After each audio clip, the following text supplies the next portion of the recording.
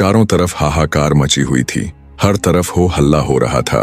पूरे उज्जैन राज्य में हर जगह हुड़दंग और उत्पात फैला था। न कोई रोकने वाला था, न कोई टोकने वाला था, न कोई राजा था और न कोई रखवाला। दिन ब दिन उज्जैन की स्थिति बिगड़ती जा रही थी। हर कोई अपनी मनमानी कर रहा था। उड़ते उड़ते जब ये खबर इंद्र के अखाड़े में पहुंची कि उज्जैन का राजा तो राज्य छोड़कर चला गया है और वहां अब हर तरफ अशांति फैली हुई है, तो सभी देवों ने आपस में सलाह मशवरा कर अपने एक दूत को उज्जैन की रखवाली करने के लिए पृथ्वी पर भेज दिया। इधर जब राजा विक्रमादित्य की भक्ति साधना संपूर्ण हुई तो उन्होंने सोचा, भाई को राज्य सौंप कर आया था, अब चलकर देखना चाहिए वो किस तरह राज्य कर रहा है। रात होते होते जब विक्रमादित्य उज्जैन नगरी के द्वार पर पहुंचे तो उन्हें दूर से आता देख उज्जैन की सुरक्षा में तैनात इंद्रदेव का दूत बोला, कौन हो तुम और मुंह उठाए अंदर कहाँ चले आ रहे हो? अपना परिचय दो वरना मैं तुम्हें मार डालूंगा।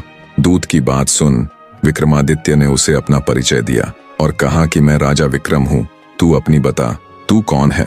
दूत ने बताया कि उसे सभी देवताओं ने आपसी सलाह से यहाँ रखवाली के लिए भेजा है, क्योंकि यहाँ का राजा भर्तहरि राज्य को छोड़कर चला गया। आगे वो दूत बोला, मैं तुम्हें नहीं जानता, पर मैंने राजा विक्रमादित्य का नाम जरूर सुन रखा है। उस वीर पुरुष के किस्सों से मैं भली भांति परिचित हूँ, पर मैं कैसे मान लूं तुम वही महान राजा विक्रमादित्य हो? अगर तुम सच में विक्रमादित्य ही हो तो मुझे युद्ध में परास्त करके दिखाओ, तब मैं ये अवश्य ही मान लूंगा कि तुम ही राजा विक्रमादित्य हो। देव की बात सुन विक्रमादित्य बोला, अगर तुम ऐसा ही चाहते हो तो ठीक है। दोनों के बीच युद्ध हुआ और कुछ ही देर में विक्रमादित्य ने उस दूत को पछाड़ दिया। तब दूत अपनी हार स्वीकारते हुए बोला, मान गया कि तुम ही राजा विक्रमादित्य हो। तुम मुझे कुछ मत करो, मैं तुम्हें एक ऐसा वरदान दूंगा जो आजीवन तुम्हारे काम आएगा। दूत की बात सुन विक्रमादित्य हंसता हुआ बोला, तू मुझे वर देगा? तब दूत बोला, मेरी बात कान खोलकर सुनो विक्रमादित्य। माना कि तुम सबसे श्रेष्ठ हो, माना कि सब राजा तुमसे डरते हैं, माना कि पूरे देश में तुम सा कोई दूसरा राजा नहीं, पर हे राजन, मैं तुम्हें ऐसे 4 वीर भेंट करूंगा जो तुम्हारी आज्ञा से कहीं भी आ जा सकते हैं। वो सूक्ष्म से सूक्ष्म और दीर्घ से दीर्घ हो सकते हैं। जब भी तुम्हें उनकी जरूरत हो बस एक आवाज देना, वो चारों हाजिर हो जाएंगे।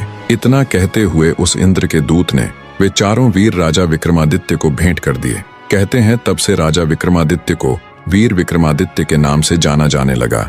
राजा वीर विक्रमादित्य के वापस आने से संपूर्ण उज्जैन नगरी ने खुश हो भगवान श्री राम के आगमन की ही तरह विक्रमादित्य का स्वागत भी घी के दिए जलाकर किया।